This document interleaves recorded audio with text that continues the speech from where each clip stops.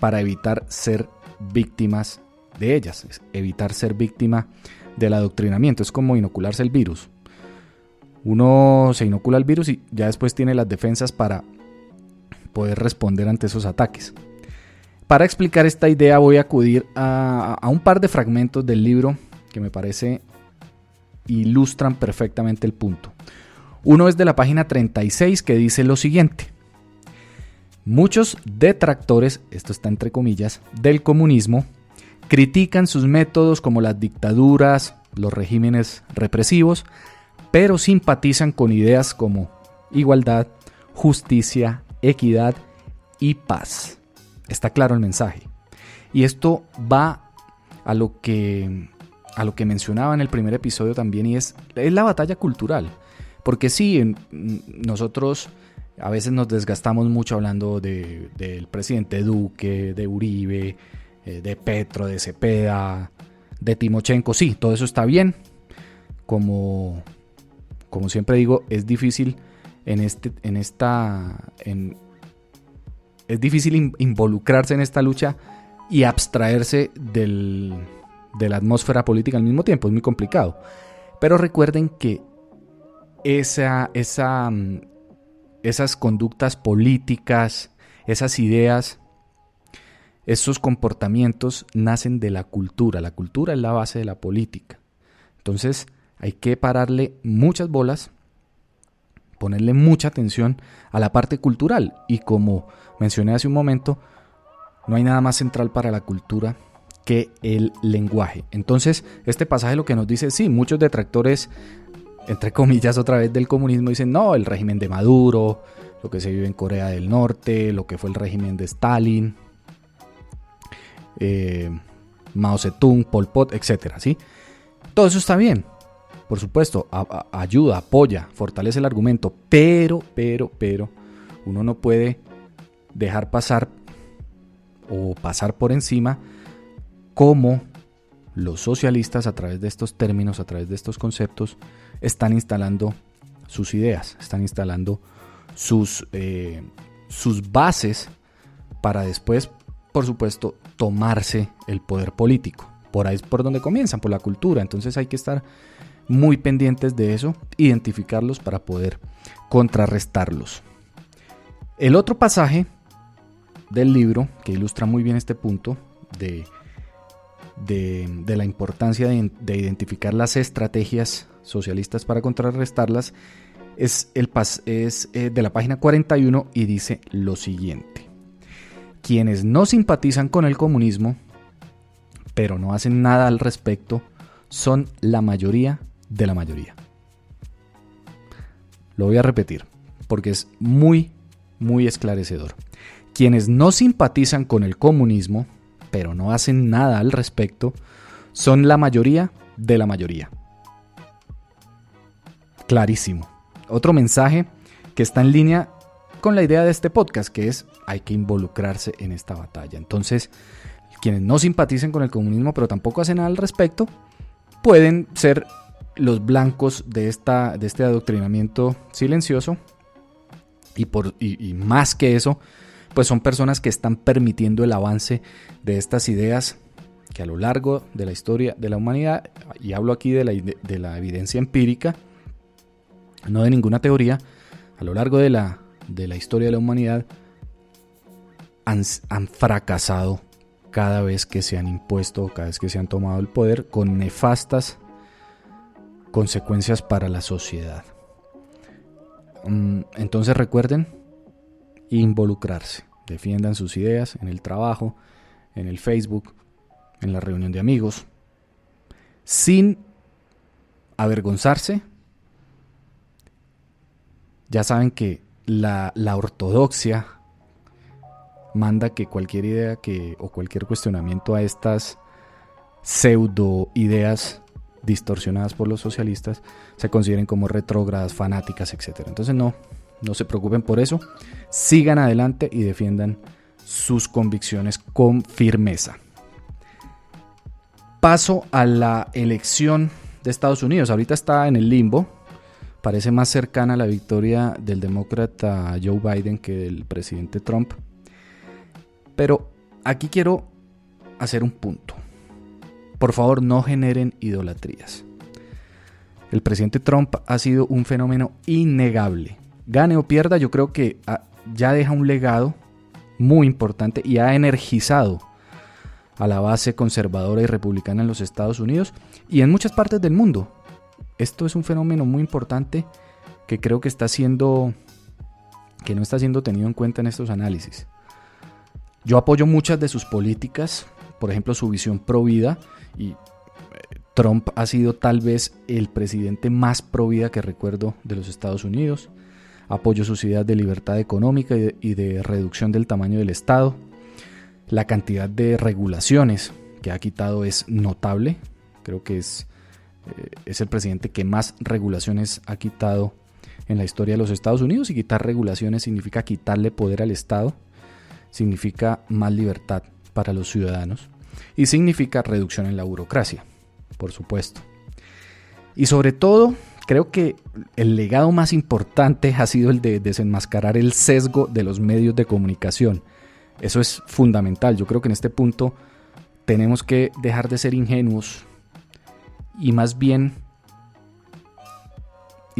errar si acaso por irnos de pronto al extremo, pero creo que esa es la posición correcta que debemos adoptar hoy. No existen medios equilibrados, no existen medios que se dediquen a informar. Todos tienen una agenda, y en el caso de Estados Unidos pues fue patético fue el comportamiento de los medios durante toda la presidencia, durante este primer periodo del presidente Trump. Quedaron desenmascarados y por ahí derecho la gente de otros países comenzó a ver esto y comenzó a analizar lo que pasaba en cada en cada uno de sus países y dijo, aquí hay algo. Yo creo que eso es fundamental. Colombia no es la excepción, por supuesto. Pero no hay que exagerar con su posible derrota. He escuchado muchas opiniones, digamos, catastrofistas, y todas desde fuera de los Estados Unidos. Una derrota de Trump sería un golpe a quienes defendemos el Estado-Nación frente al globalismo, especialmente porque los republicanos parece que mantienen la mayoría en el Senado y esto es vital dentro del funcionamiento del gobierno estadounidense. Así que muchas de las ideas de la lista de Niño Dios o de la carta de socialista al Niño Dios que traen los demócratas van a morir ahí. Entonces casi que se vuelve más importante para el resto del mundo que para los Estados Unidos. Pero igual, no hay que exagerar. Parte de la actitud conservadora que mencioné en el primer episodio, de la que hablaré en un capítulo posterior, en un episodio posterior, es ser independiente de los políticos, pero no de la política. Es decir, adherir a posiciones que estén en línea con las convicciones, con sus creencias, pero no adherir a políticos con un mantra casi religioso. Esto no es bueno, no es saludable y sobre todo no es práctico, porque al atarse a una persona determinada, la persona puede cambiar de pronto alguna posición, alguna visión que comienza a ir en contravía de lo que creemos que se debe hacer, y ahí comienzan las diferencias y comienzan los problemas. Es mejor seguir las ideas que las personas.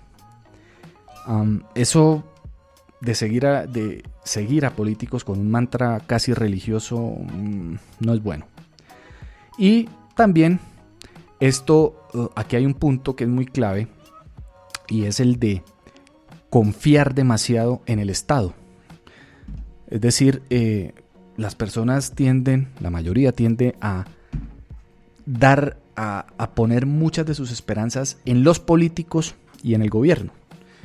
Y esto pues está muy lejos de una tradición conservadora y también de una tradición liberal en la que el individuo es el elemento más importante dentro de la sociedad, del individuo, y en el caso de los conservadores, la familia. Entonces no hay que poner tanta confianza en el gobierno, no hay que poner muchas expectativas en el gobierno. Esto es un consejo que les doy además de manera personal. Siempre traten de mejorar ustedes, de fortalecer su familia. Si hay individuos fuertes, hay familias fuertes. Si hay familias fuertes, hay comunidades fuertes. Si hay comunidades fuertes, hay ciudades fuertes. Y por ahí se empieza a construir precisamente esa fortaleza que en determinado momento puede convertirse incluso en una barrera, en un escudo ante las malas políticas. Esto es verídico. Entonces, no fijen tanto sus esperanzas en el gobierno. Y en este punto quiero citar al mismísimo presidente Donald Trump.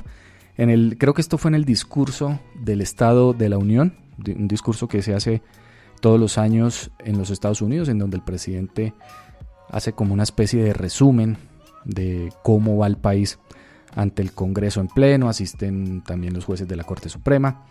Es un gran evento, una de las tradiciones que hacen precisamente a Estados Unidos una gran democracia. Y esta es tal vez mi cita favorita de Donald Trump.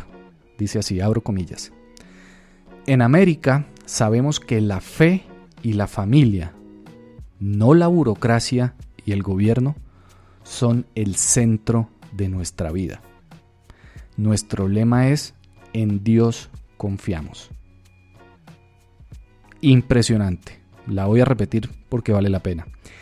En América sabemos que la fe y la familia, no la burocracia y el gobierno, son el centro de nuestra vida. Nuestro lema es: en Dios confiamos. Donald Trump. La cita se explica sola, creo, pero ese es el punto. El punto es que, y esta es una de las ideas que más me atrajeron hacia el presidente Trump, y es precisamente eso. El centro de la vida no puede ser el gobierno, ni pueden ser los políticos, ni puede ser la burocracia. Es la fe, es la familia, son las personas. Entonces, cuando escuchen los discursos de Gustavo Petro, o de Roy Barreras, o de Benedetti, o de Sergio Fajardo, cuando ellos quieren ponerse o quieren convertir al Estado en el benefactor de la sociedad y de los más débiles y de los más pobres, ahí de lo que están hablando es ¿de qué? De que el Estado, el gobierno, se vuelva el centro de la vida para esas personas. ¿Eso es lo que ustedes quieren? Aquí también hay una falta de fe fundamental en la condición humana y en la potencialidad de cada persona, ojo. Entonces, no hay que exagerar si pierde Donald Trump, como no hay que exagerar tampoco cuando ganó el presidente Duque, como no hubo que exagerar tampoco cuando ganó el presidente Duque. Ahí es que seguir trabajando, seguir en la lucha y recordar que la batalla cultural es fundamental, es clave.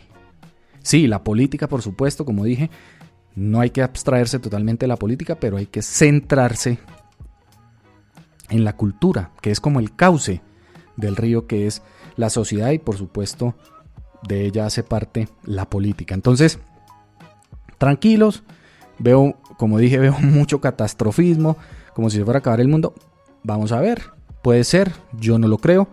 Igual la lucha continúa, esto sigue adelante y hay que pararnos en nuestras propiedades, en nuestras convicciones, en nuestras creencias y defenderlas. Y ahí vamos a comenzar a generar el cambio que necesitamos. Entonces, calma. Además, como ya les dije, Trump ha generado un movimiento que apenas comienza, un movimiento que ya cuenta, por ejemplo, si ustedes miran los resultados de las elecciones, cuenta con los afroamericanos, con los latinos y con muchas personas en el mundo que han vuelto a mirar hacia adentro, hacia cada uno de sus países, hacia cada una de sus comunidades, y han visto la importancia de mantener esa autonomía frente a ese gobierno central mundial que nos quieren imponer desde organismos multilaterales o desde incluso empresas gigantes de tecnología como Google y Amazon.